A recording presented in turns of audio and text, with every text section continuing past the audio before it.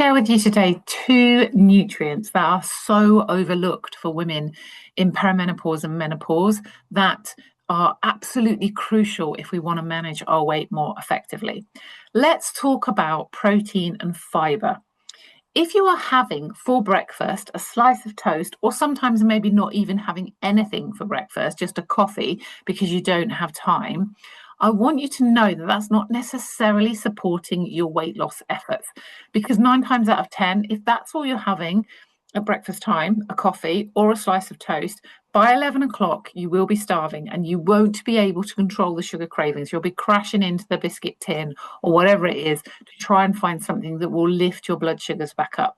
Because first thing in the morning, your stomach is full of hydrochloric acid. Hydrochloric acid is designed to break down protein, it's not designed to break down carbohydrate.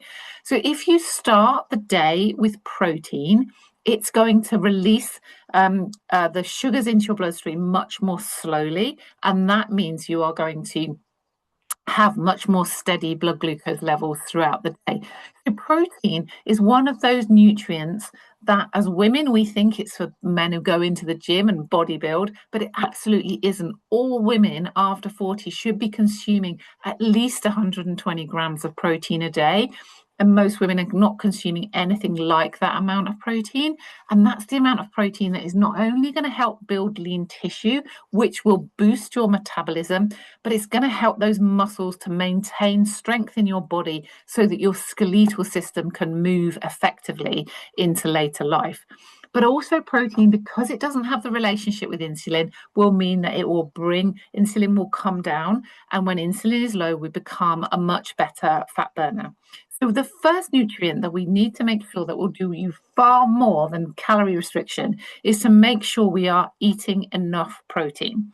Because as we lose muscle mass after our sort of 30s, we want to make sure that we're keeping on top of that loss by adding more protein. Protein is made up of amino acids, and amino acids are the building blocks for all of our skeletal tissue. So we want to make sure that we're consuming enough protein.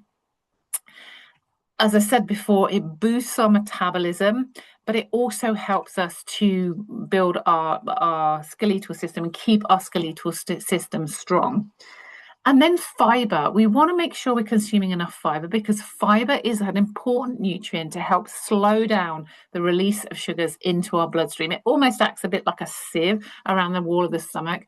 It slows down the release of sugars into our bloodstream, but also it activates the production of GLP-1. GLP-1 is the hormone that we naturally produce. You might have heard it in relation to the weight loss drug, but it's a natural hormone that we produce in our intestine.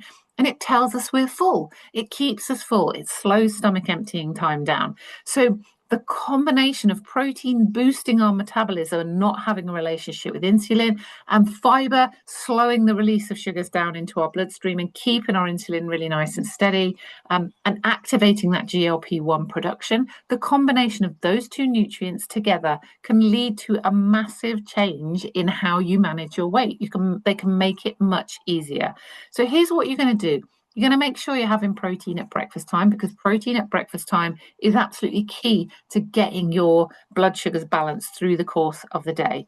You're going to make sure that you've got plenty of plenty of colors on your plate, not just salad, lots of vegetables as well. All the cruciferous vegetables like broccoli and cauliflower and kale, all of those vegetables are great sources of fiber. But also throw in some chickpeas or some other pulses, lentils. They're great sources of fiber as well.